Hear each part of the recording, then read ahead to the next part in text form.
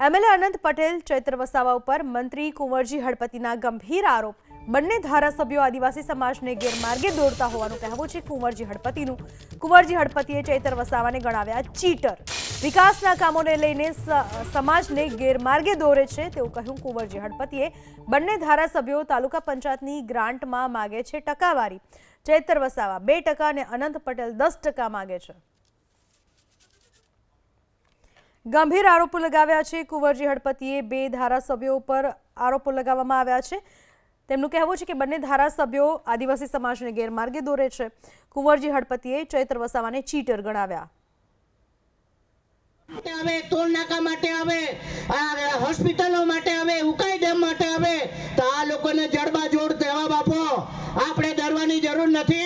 सरकार आपणी छे अने सरकार आदिवासीओनी साथे छे। हूँ जाहेरमां जे कहूं छुं, सरकार तरीके कहूं छुं के हूँ तमारी પડખે છું। आवा अनेक रस्ताओना खातमुहूर्त तो थया करशे पण समाजने गैरमार्गे दौरवानी वात आवे तो अमे चालवी लेवाना नथी। અને એટલા માટે હું કહું છું, પેલો અનંત ત્યાંથી આવ્યો, વાંસદાની તારા વાંસદાની ધરતી એના પગ નીચેથી ખસી રહી છે એટલા માટે ઉકાઈમાં આવે। ચેતર વસાવા, પેલો વસાવા છે ચેતર વસાવા ચીટર છે, ચીટર 1 નંબરનો। તાલુકા પંચાયતમાં એ પોતે પોતાની ગ્રાન્ટમાં 2% લેવા માટેના પ્રયાસ કરે। એ જ પ્રકારે આનંદ પટેલ એ વાંસદામાં 2% ની 10%ની માગણી કરીને આંદોલન કરવું પડે। તમે વિચાર કરો, એ કોના માટે માંગે છે? પોતાના ગજવા માટે। અહીં અધિકારીઓ બેઠા છે, પૂછી લેવું કુંવરજીભાઈએ કોઈ દાડો રૂપિયાની અસર તમારી પાસે માગણી કરી હોય તો? કોઈ દિવસ મેં માગણી નથી કરી। આવી માગણી તમે શા માટે કરો છો? અને પછી આદિવાસીઓને ગુમરાહ કરવાનું કામ કરો છો। એટલે હું તો તમને બધાને કહેવા માટે આવ્યો છું, આજે ખાતમુહૂર્ત કરવા આવ્યો છું। આવતીકાલે તમારા કોઈ બીજા મોટા રસ્તાઓના કામો ખાતમુહૂર્ત કરવા માટે કુંવરજીભાઈ આવશે। ધારાસભ્ય ચૈતર વસાવા આપણી સાથે ફોન લાઈન પર જોડાઈ ચૂક્યા છે। ચૈતરભાઈ, તમારા ઉપર જે આરોપો લગાવવામાં આવ્યા છે, કુંવરજી હળપતિનું નિવેદન આપે સાંભળ્યું કે ચૈતર ચીટર છે, તમારું શું કહેવું છે? પહેલા તો કુંવરજીભાઈ એક મંત્રી છે, એમને સંસદીય ભાષા શું હોય એનું ભાન નથી। બીજું કે ગુજરાતમાં અને દેશમાં એમની સરકાર છે, અમે કોઈના પરથી 2% લીધા હોય ને એમના પર પુરાવા હોય તો અમારા પર કાયદેસરની કાર્યવાહી કરીને અમને જેલમાં નાખી દે। ત્રીજી વાત રહી આદિવાસી સમાજની, આઝાદીના 78 વર્ષ થયા, આજે પણ આદિવાસી સમાજ શિક્ષકો માટે લડે, રસ્તાઓ માટે લડે, આંદોલનો કરે, પાણી પીવાના પાણી માટે, નર્મદાના પાણી માટે આંદોલનો કરે। તો કુંવરજીભાઈ આજે મંત્રી બન્યા છે તો જાતિના દાખલાઓ બિન આદિવાસીઓને આપેલા છે તો એમને ખુલ્લા પાડે। આદિવાસી વિસ્તારોમાં સિંચાઈનું પાણી આપે, રોજગાર આપે, શિક્ષકો નથી તેની ભરતી કરાવી આપે। જે આદિજાતિ બાળકો ઉચ્ચ અભ્યાસ માટે જે પોસ્ટ મેટ્રિક શિષ્યવૃત્તિ કુંવરજીભાઈ અને કુબેરભાઈએ બંધ કરી છે એ ચાલુ કરે। અને બીજું, કુંવરજીભાઈના વિસ્તારમાં માંડવી ટ્રાઇબલ સપ્લાન અને સોનગઢ ટ્રાઇબલ સપ્લાન જેટલી પણ ટ્રાઇબલ સપ્લાન આવી છે એમાં તમે આદિ આદર્શ ગ્રામની ગ્રાન્ટ અને ગુજરાત પેટર્નની ગ્રાન્ટની તપાસ કરાવશો તો કુંવરજીભાઈએ જે નવસારીની એજન્સીઓને કામો સોંપ્યા છે તે એનું આખું કૌભાંડ બહાર આવશે। છેલ્લા 5 વર્ષની તપાસ કરાવવામાં આવે 2000 થી 2500 કરોડનું કૌભાંડ બહાર આવશે।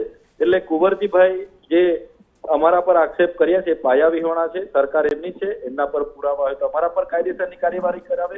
અને ટ્રાઇબલ સપ્લાનમાં જેટલી પણ નવસારીની એજન્સીઓએ કામ કર્યા છે, વીર એન્ટરપ્રાઇઝ ને ફલાણી ડીકરી, કુંવરજીભાઈના કહેવા પ્રમાણે એ હમણાં પણ વાલોડમાં તપાસ ચાલે છે, એવી તમામ તાલુકાઓમાં તપાસ કરવામાં આવે તો કુંવરજીભાઈ અને એજન્સીનું 2000 થી 2500 કરોડનું કૌભાંડ બહાર આવે એવું છે। તો તમે આ કૌભાંડ વિશે પહેલા કેમ ના બોલ્યા ચૈતરભાઈ? અમે માનનીય મુખ્યમંત્રી શ્રીને રજૂઆત કરી છે, અમે ગૃહમાં પણ બોલ્યા છે, ગૃહ લાઈવ નથી એટલે બહાર આવ્યું નથી, એટલા માટે કુંવરજીભાઈને આ વધારે પડતું એમાં રસ જાગ્યો છે અને એના લીધે કુંવરજીભાઈ આ વાત કરે છે। તમે ગૃહમાં અમે જે બોલીએ છીએ તમે જોઈ શકો છો, તમે અંદરથી મંગાવીને અમારા રેકોર્ડ પર છે, અમે રેકોર્ડ પર બોલીએ છીએ તે તમે જોઈ શકો છો। જી ચૈતરભાઈ, આભાર આપનો અમારી સાથે વાત કરવા બદલ।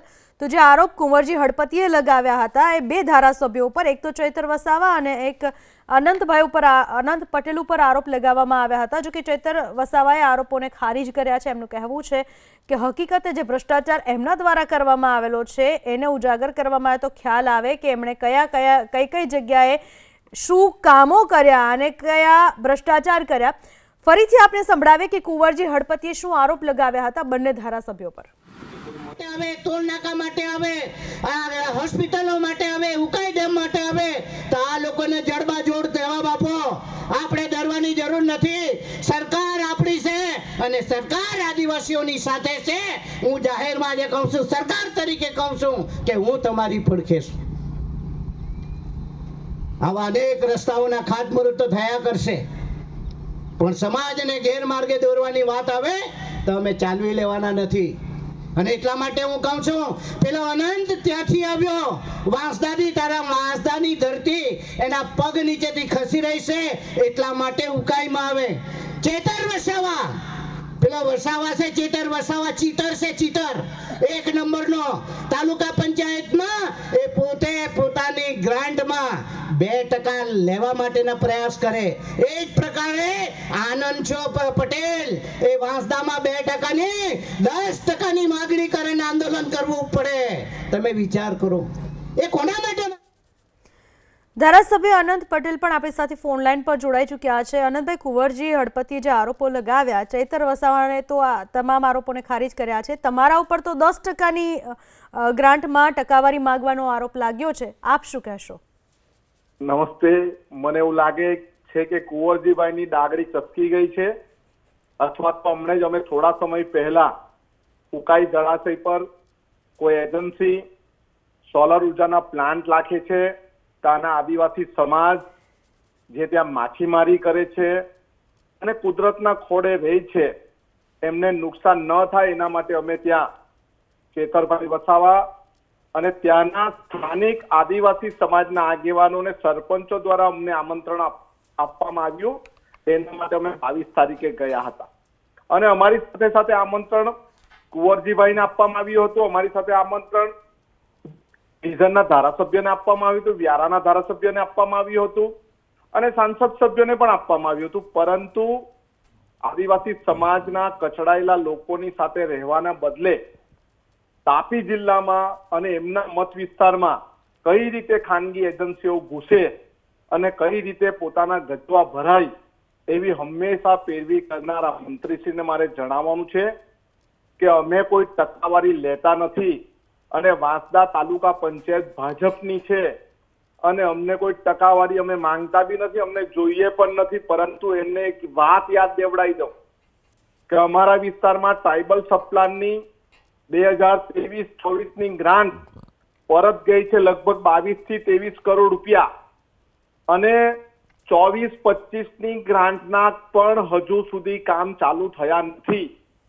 અને 22-23ની ગ્રાન્ટમાં એમની મળતિયાની એજન્સી થરાદમાં હતી. થરાદની ફળાવ રોપા માટેની એજન્સી, એમણે એમની પાસે કેટલા રૂપિયા લીધા છે એ કુંવરજીભાઈને અને એના પીએને કદાચ ખરેખર ખબર હશે.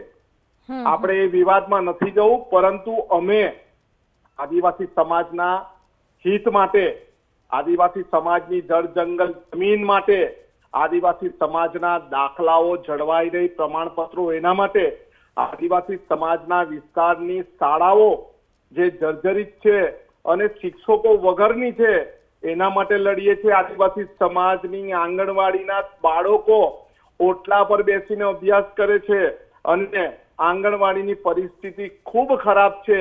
તેવી જ રીતે કુપોષણમાં અત્યારે આદિવાસી સમાજના બાળકો કેવી પરિસ્થિતિમાં છે, એવી જ રીતે અત્યારે બોર્ડર વિલેજમાં આદિવાસી સમાજના વિસ્તારમાં પાણીની ખૂબ સમસ્યાઓ છે. પરંતુ આ મંત્રીએ સમસ્યાઓને આદિવાસી સમાજનું અનંતભાઈ, આભાર આપનો અમારી સાથે વાત કરવા બદલ.